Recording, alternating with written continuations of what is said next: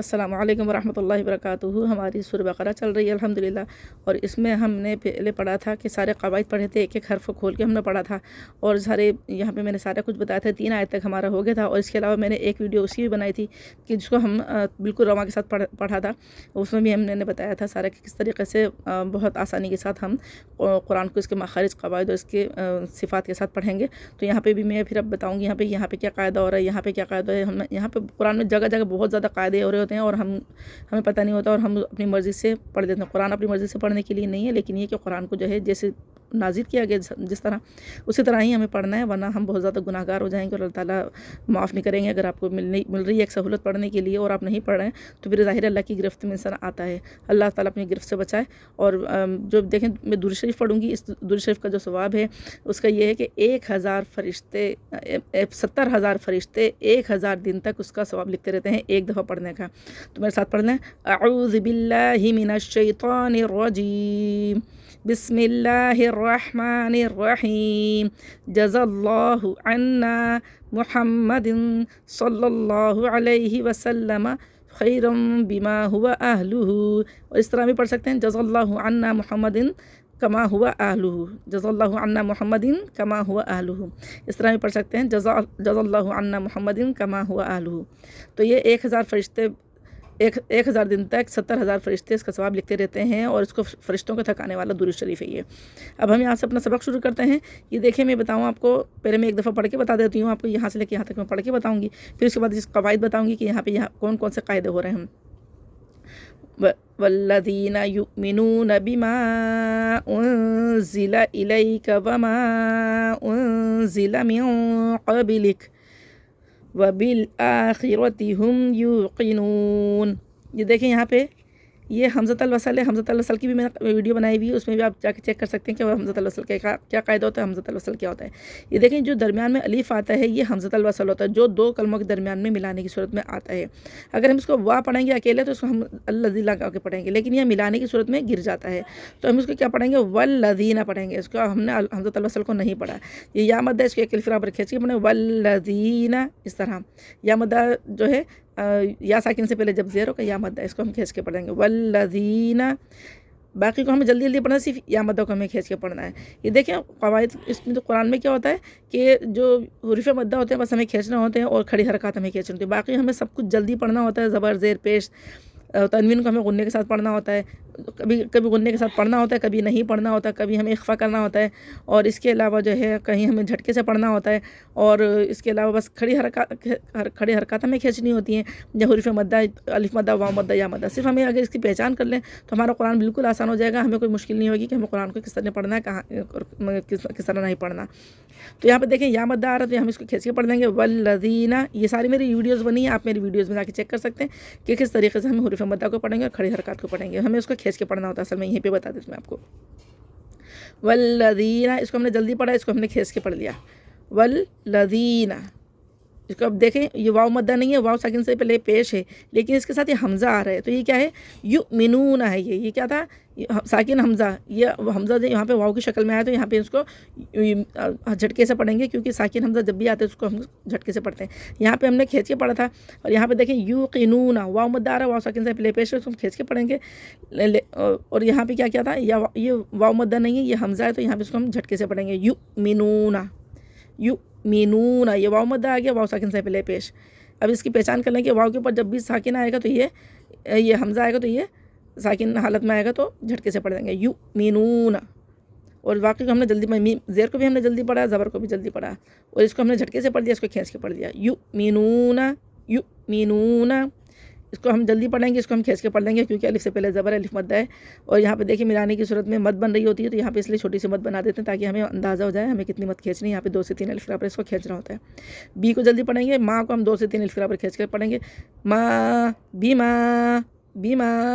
ٹھیک ہے، یہاں پہ نون ساکن کے بعد زا آ رہا ہے، اگلے کلمے میں نون ساکن ہے، نون لکھا ہوا ہے، اس کے ساتھ ساکن ہے، یعنی کہ جزم والا نون ہے، اس کے ساتھ زا آ رہا ہے، باقی بچے 15 حرفوں میں سے، تو یہاں پہ اخفا کا قاعدہ ہو رہا ہے، یہاں پہ ہم باریک اخفا کریں گے، بما انزل، یعنی ہماری آواز کو زا کے مخرج کے قریب کر دیں گے،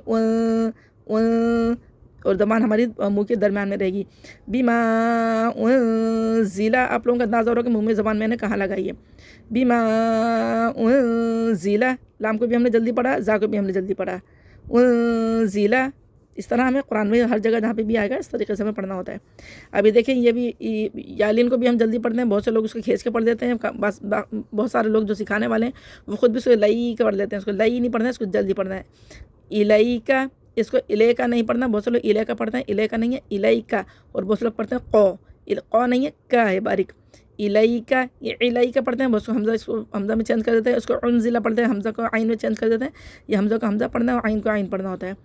انزلہ الیکا, الیکا جلدی پڑھنا ہے. وما, واو کو جلدی پڑھنا ہے, الف مدہ کو جلدی کھینچ کے پڑھنا ہے. تین الف برابر جیسے ہم نے یہاں پہ مد بنی تھی, تو اس لیے مد کی وجہ مد کیوں بنی ہے, اس لیے کہ یہاں پہ بھی دوبارہ یہ آ گیا ہے نون ساکن آ رہا ہے, اور اس کے ساتھ یہ والا قاعدہ دوبارہ اور ریپیٹ ہو رہا ہے.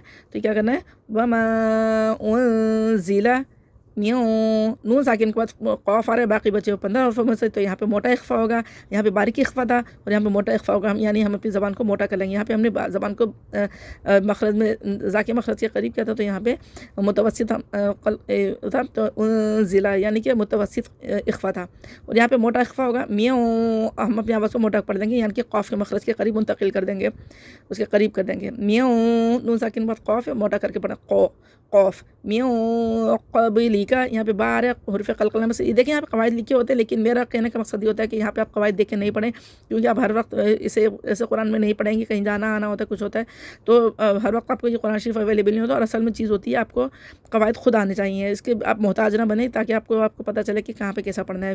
اخفا کی تختی بھی انشاءاللہ میں بنا رہی ہوں ابھی تھوڑے دنوں میں, ابھی بناؤں گی, تو انشاءاللہ وہ بھی آپ لوگوں کو پتہ چل جائے کہ اخفا کہاں پہ کیسا ہوتا ہے, وہ بھی بہت آسانی سے سمجھاؤں گی انشاءاللہ میں. دیکھیں نون ساکن کے بعد قاف آ رہا ہے, تو یہاں پہ موٹا اخفا کریں گے. میوں قب, یہاں پہ با حروف قلقلہ میں سارے حروف قلقلہ 5 ہیں. قاف تو با جیم دال, یہ بھی آپ کو یہ پکے یاد کر لیں. قاف تو با جیم دال کو اتنا مشکل نہیں ہے, آسانی سے یاد ہو جائیں گے. دیکھیں ہم کتنا یاد کرتے ہیں, ہم اتنی قرآن جگہ جگہ پڑھنے کے لیے جاتے ہیں, کتنے ہم سندیں لیتے ہیں, لیکن یہ کہ قرآن تو لازمی پڑھنا ہے, اس کی ہم لازمی پڑھنا چاہیے. میوں قب لیکا, لیکا جلدی پڑھنا ہے. دیکھیں اس کو میں جلدی میں لایا, قب جلدی پڑھا, اس کو لیکا جلدی, اور یہاں پہ بھی ہم نے اخفا کی مقدار بس 1 الف برابر پوری کر. میوں بس 1 الف برابر, اس سے زیادہ نہیں ہے. بہت سے لوگ میوں پورا ایک طرح کرتے ہیں اخفا, تو یہ اس کی صحیح نہیں ہے, صرف اس کی مقدار 1 الف برابر ہوتی ہے, اخفا ہو یا غنہ ہو, یا اخفا شفیہ کچھ بھی. میوں قبلک, وف کی صورت میں زبر ختم ہو جائے گا اور کاف ساکن ہو جائے گا. میوں قبلک, اب پڑھیں گے و, جلدی پڑھیں گے. با کو لام سے فوراً جلدی سے ملا دیں. بل, یہ دیکھیں یہ حمزۃ الوصل ہے, جیسے حمزۃ الوصل یہاں پہ ہم نے پڑھا تھا, یہ حمزۃ الوصل پڑھا تھا ہم نے, یہ ملانے کی صورت میں گر جاتا ہے, تو یہ بھی حمزۃ الوصل آ رہا ہے درمیان میں, یہ ہم اس کو فوراً با کو لام ساکن سے ملا دیں گے, اور یہ الف کو نہیں پڑھیں گے.